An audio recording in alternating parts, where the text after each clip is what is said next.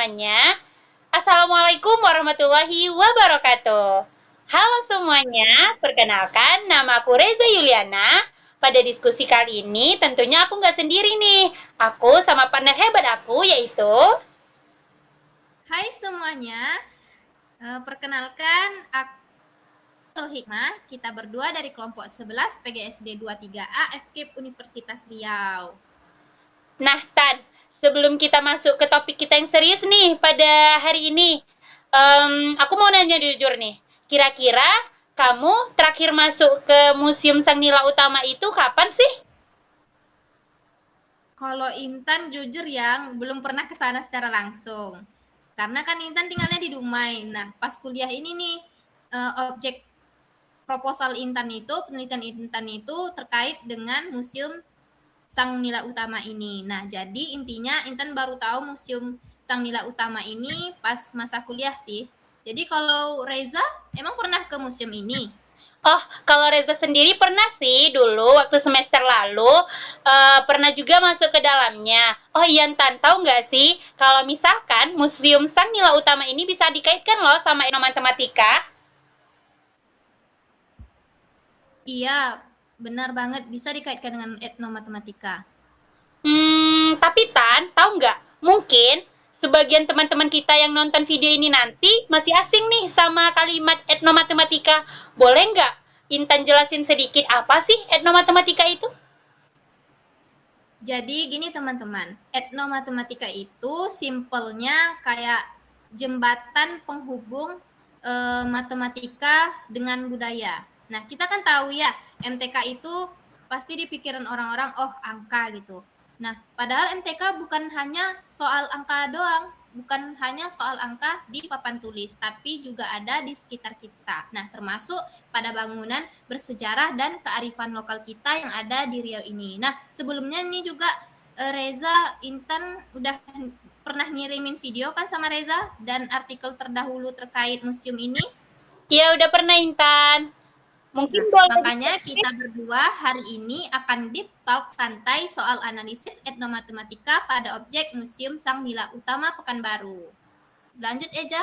Oke, kita langsung masuk ya guys ke objek budaya kita pada hari ini yaitu Museum Sang Nila Utama Pekanbaru. Langsung aja mungkin Tan di share screen dulu agar teman-teman kita bisa lihat video perkenalannya. Boleh sebentar ya. Oke.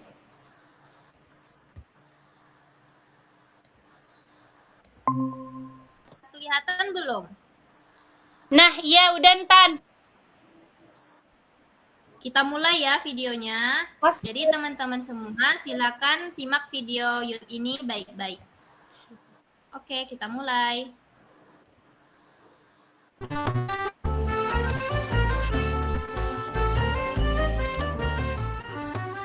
Pekanbaru, sebuah kota dengan kekayaan tradisi dan sejarah yang tak ternilai.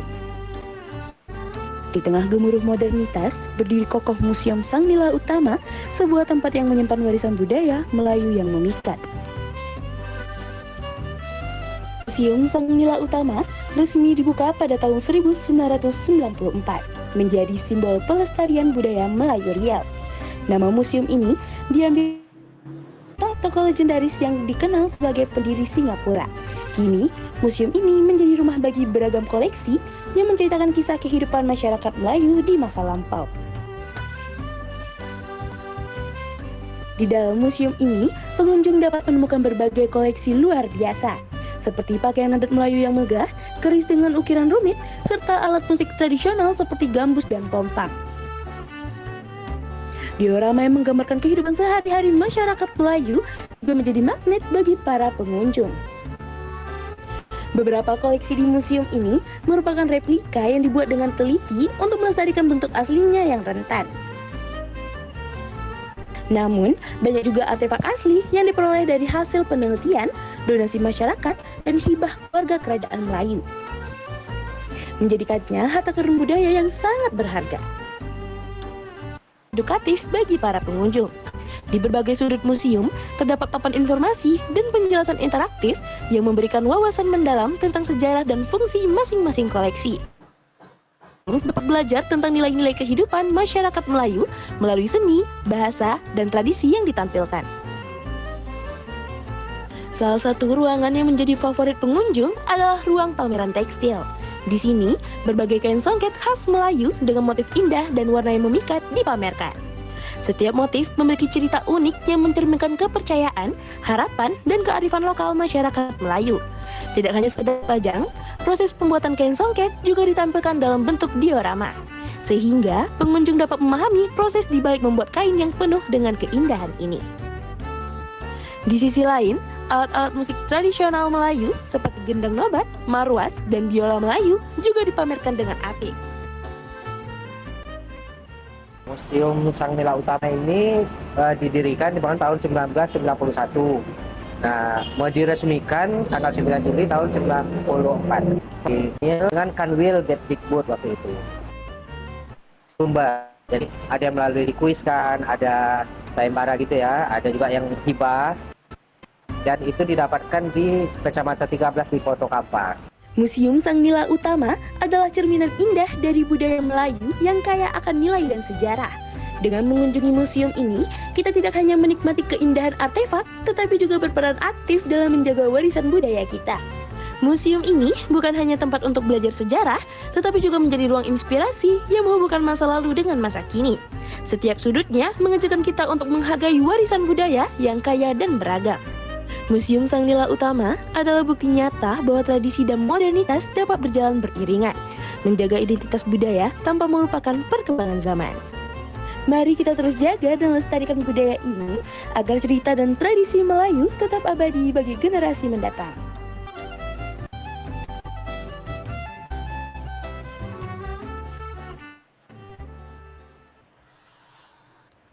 Sudah? Sebentar ya, Intan mau ini stop sharing screen dulu. Oke. Kita ulang ya, Intan. Nah, Museum Sang Nila Utama ini kan dikelola oleh Dinas Kebudayaan Provinsi Riau. Dan desainnya itu juga mirip banget sama rumah adat Melayu Riau. Iya, betul, Za. Nah, secara sejarah, Museum Sang Nila Utama ini mulai dibangun pada tahun anggaran 1984 sampai 1985 kalau nggak salah. Nah, terus tapi diresmikan pada tanggal 9 Juli tahun 1994 oleh Direktur Jenderal Kebudayaan saat itu, yaitu bernama Profesor Edi Sediawati. Nah, awalnya nama museum ini bukan Museum Sang Nila Utama, tapi awalnya itu namanya Museum Negeri Provinsi Riau, tapi sekarang lebih dikenal sebagai Sang Nila Utama. Nah, ngomong-ngomong soal nama Ninton, kalau nggak salah, nama itu kan diambil dari Pangeran Kerajaan Sriwijaya yang mendirikan Kerajaan Singapura pada tahun 1922 kala itu. Benar? Tepat sekali. Nah, di dalamnya juga lengkap banget.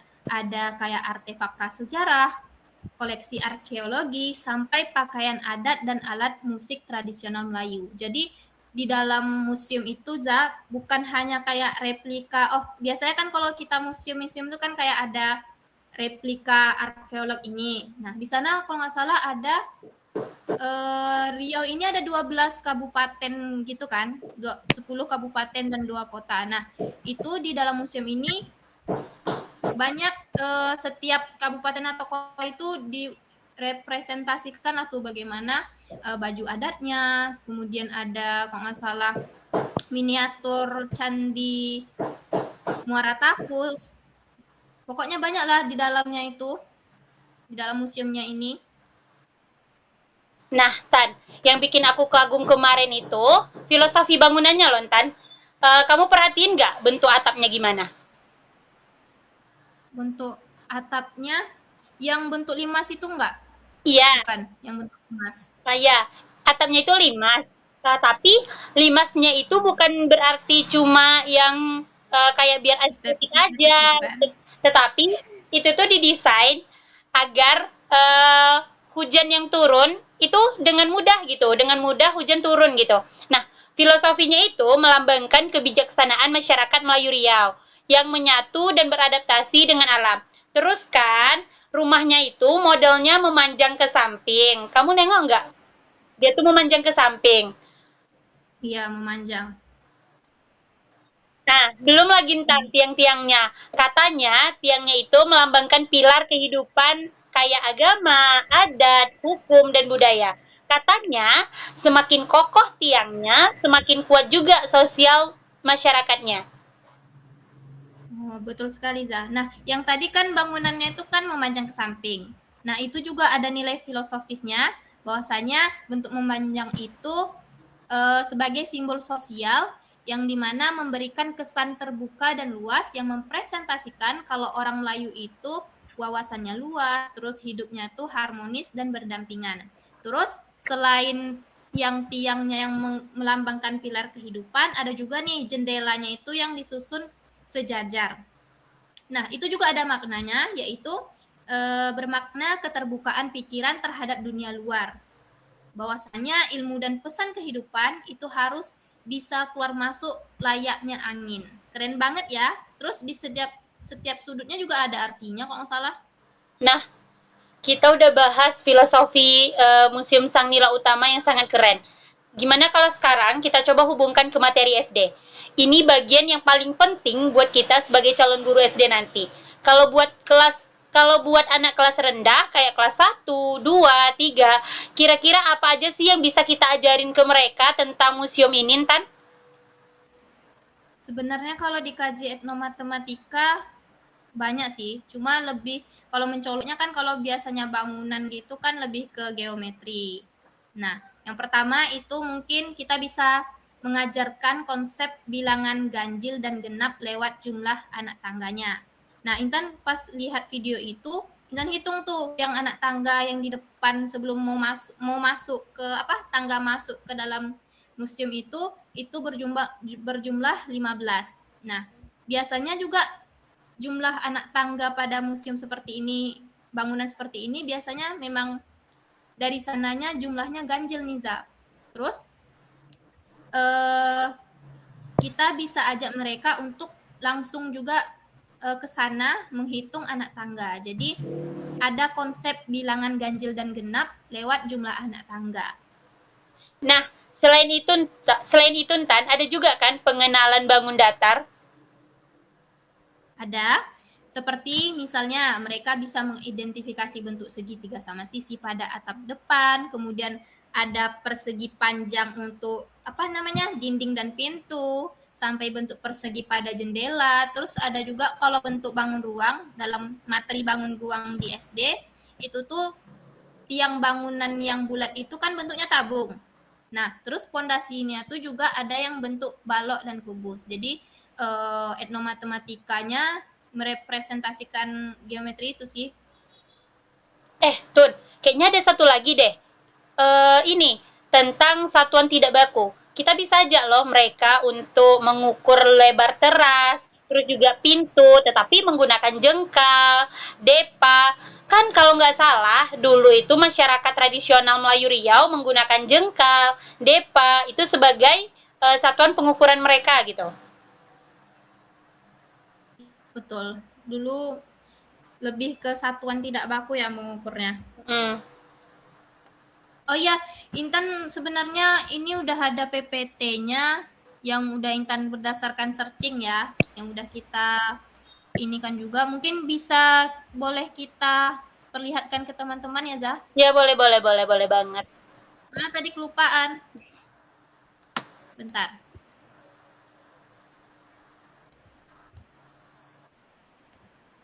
Nah, kan enggak? Nah, udah ntar. Nah, jadi maaf ya teman-teman, tadi lupa untuk memperlihatkan PowerPoint-nya. Jadi tadi ada konsep etnomatematika, ada profil Museum Sang Nila Utama, filosofinya juga tadi kita sudah sebutkan. Nah, kita lanjut ke implementasi materi pada kelas tinggi ya, Za? Iya, Tan. Kita masuk ke implementasi pada kelas tinggi. Baik. Nah. Nih. Udah, Za? Pakai udah.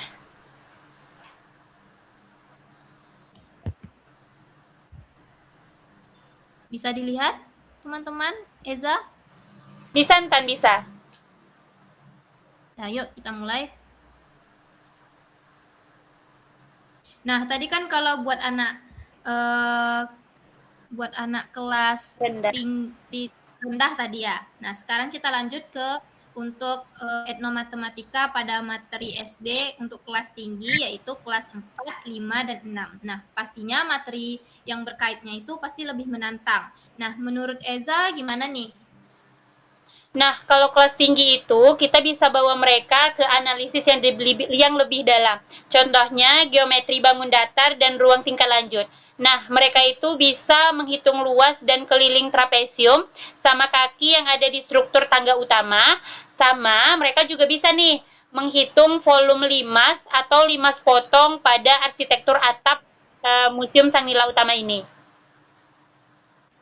Terus kalau materi pengukuran bukannya bisa juga nggak sih? Pastinya dong Tan, karena siswa belajar hubungan antara satuan panjang atau berat. Misalnya nih, di dalam museum itu kemarin kan ada koleksi logam dan meriam. Nah, mereka itu bisa Ya. belajar konversi dari kilogram ke gram, dari ton ke kuintal gitu. Mereka belajar dari benda-benda yang ada di dalam museum tersebut. Oh, ya juga ya, bisa kayak menghitung dari kilogram ke gram, ton ke kuintal. Jadi bukan hanya geometri ya. Terus Intan baru kepikiran nih, di kelas tinggi itu bukannya ada belajar tentang kayak transformasi geometri ya? Iya, Ton. Bisa nggak sih dikaitkan? Bisa banget dong Tan, karena gini, konsep refleksi atau pencerminan bisa dilihat dari tangga utama. Karena tangga utama ini membagi bangunan itu secara simetris. Terus ada juga konsep kesebangunan lewat pasak-pasak bangunan pada Museum Sang Nila Utama ini. Karena pasak-pasaknya sama, tapi kadang ukurannya itu yang berbeda-beda. Jadi bisa dibilang kesebangunan. Oh, berarti ada materi kayak refleksi kesebangunan juga ya. Ya. Nah, menurut Intan sendiri nih, selain itu ada juga materi sudut. Kan kita kan biasanya itu kan ada kayak mengukur sudut gitu kan. Ya, Nah, ya.